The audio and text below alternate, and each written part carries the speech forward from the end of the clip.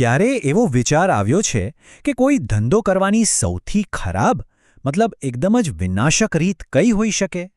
સારું, આજે આપણે એક એવી જ મજેદાર પણ શીખ આપતી વાર્તા જોવાના છીએ જે બરાબર આ જ વાત સમજાવે છે. આપણે એક એવી બિઝનેસ પ્લાન પર નજર કરીશું જે એટલી બધી હોશિયાર હતી કે એનું પરિણામ આવ્યું સંપૂર્ણ નિષ્ફળતા. તો વાર્તાની શરૂઆત થાય છે બે ઉત્સાહી કહી શકાય કે નવા સવા બિઝનેસમેનથી, અને એમની પાસે છે તાજા રસદાર તરબૂચથી ભરેલી એક લારી. જરા વિચારો, એક ગ્રાહક આવે છે અને એને પ્રેમથી બોલાવવાને બદલે એની સાથે સીધી દલીલબાજી અને ઉદ્ધતતાઈભર્યું વર્તન કરવામાં આવે. આપણા આ બે ભાઈબંધો બરાબર જ કરી રહ્યા હતા. એટલે જ તો નવાઈની વાત નથી કે ગ્રાહકે એમને મોઢા પર જ આવું કહી દીધું. તો મૂળ સમસ્યા શું હતી? એમણે ધંધાનો જે પહેલો અને સૌથી જરૂરી નિયમ છે ને, ગ્રાહક સેવા, એ જ સમજવામાં ભૂલ કરી હતી. તમે જુઓ, ભાવ માટે ઝઘડવું, ગ્રાહકોનું અપમાન કરવું, મતલબ શરૂઆતથી જ બધું ખોટું હતું. હવે એમનો આ સંઘર્ષ જોઈને મફુજી નામના એક સ્થાનિક સલાહકાર એમની મદદ કરવા આગળ આવે છે અને એમને થોડું ધંધાનું જ્ઞાન આપવાનો પ્રયત્ન કરે છે. અને અહીંથી જ આખી વાર્તામાં અસલી વળાંક આવે છે. 100ના 15નો મતલબ હતો કે ભાઈ થોડી સ્માર્ટ રીતે, સરળ રીતે ધંધો કરો. પણ આ લોકો એને શું સમજ્યા કે ચાલો કંઈક વિચિત્ર, કંઈક જટિલ યોજનાઓ બનાવીએ. સાદી બિઝનેસની સમજને બદલે એ લોકો તો જાદુના ખેલ કરવા નીકળી પડ્યા. આ સ્લાઇડ એમની ભૂલ એકદમ સ્પષ્ટ રીતે બતાવે છે. એક બાજુ એમના જટિલ કૌભાંડોનો રસ્તો, જે એમણે પસંદ કર્યો, અને બીજી બાજુ સાચો, સીધો-સાદો રસ્તો જે એમની નજર સામે જ હતો, પણ એમણે એના પર ધ્યાન જ ના આપ્યું. ચાલો હવે જોઈએ એમનો પહેલો 100ના 15વાળો આઈડિયા, અને જોઈએ કે કેવી રીતે ફ્લોપ જાય છે. તો એમનો પહેલો બ્રિલિયન્ટ આઈડિયા શું હતો? તાકાતનો પડકાર. એમને લાગ્યું કે લોકોના ઓવર કોન્ફિડન્સનો ફાયદો ઉઠાવીને પૈસા કમાવાનો આ તો બેસ્ટ રસ્તો છે. પ્લાન સિમ્પલ હતો. 100 રૂપિયા આપો, એક હાથે તરબૂચ ફોડો અને મફતમાં લઈ જાઓ. પણ એમની આખી યોજના પહેલા જ ગ્રાહક પર ઊંધી પડી. જે પહેલો ગ્રાહક આવ્યો એ તો પડકાર માટે એકદમ તૈયાર હતો, અને બસ એમનો પ્લાન શરૂ થતાં જ તૂટવા લાગ્યો. એ ભાઈએ એક નહીં પણ બે તરબૂચ તોડી નાખ્યા. હવે વિચારો, પૈસા તો મળ્યા નહીં, ઉપરથી 2 તરબૂચનું નુકસાન. એકદમ ફિયાસ્કો. આમાંથી પહેલો બિઝનેસનો પાર્ટ શું મળ્યો? ક્યારે એવી રમત ન રમો જેમાં ગ્રાહકની જીતથી તમારું નુકસાન થતું હોય. પણ આ લોકો હાર માને એવા નહોતા. કોઈ વાંધો નહીં, એક પ્લાન ફેલ થયો તો શું?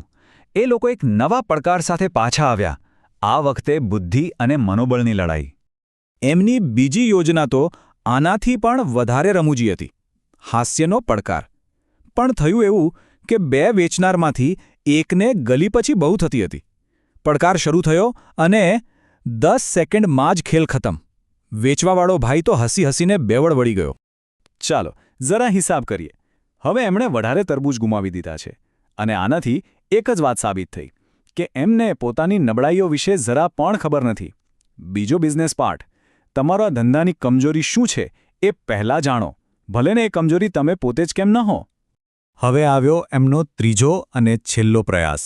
આ વખતે એમણે બીજા વેચનારની શાંતિ પર દાવ લગાવ્યો, જે ક્યારેય ગુસ્સે થતો નહોતો એવું એમનું માનવું હતું. એમનો છેલ્લો પ્રયાસ, ગુસ્સાનો પડકાર, એક સંપૂર્ણ આપત્તિ સાબિત થયો.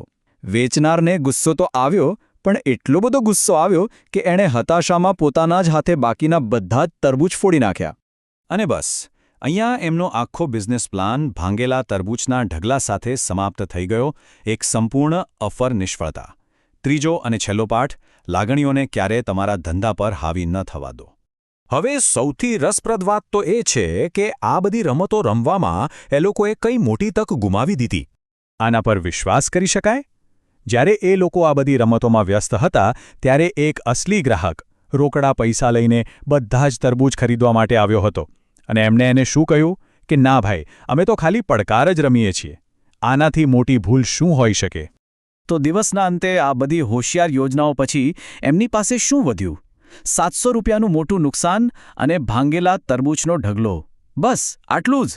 આ બધો વિનાશ જોઈને મફુજી પાછા આવે છે અને છેવટે એમને સમજાવે છે કે આ આખી વાર્તાનો સાચો બોધપાઠ શું હતો.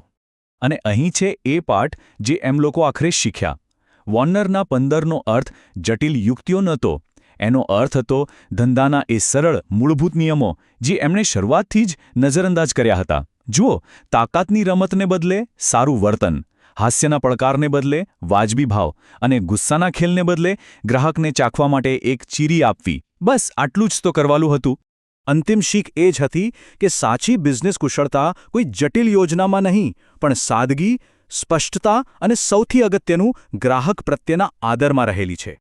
તો હવે પછી જ્યારે કોઈ જટિલ સમસ્યા સામે આવે ત્યારે આ ભાંગેલા તરબૂચની વાર્તા જરૂર યાદ કરજો અને પોતાની જાતને પૂછજો, શું અહીં કોઈ સરળ, સીધો રસ્તો છે જેને હું કદાચ જોઈ નથી રહ્યો?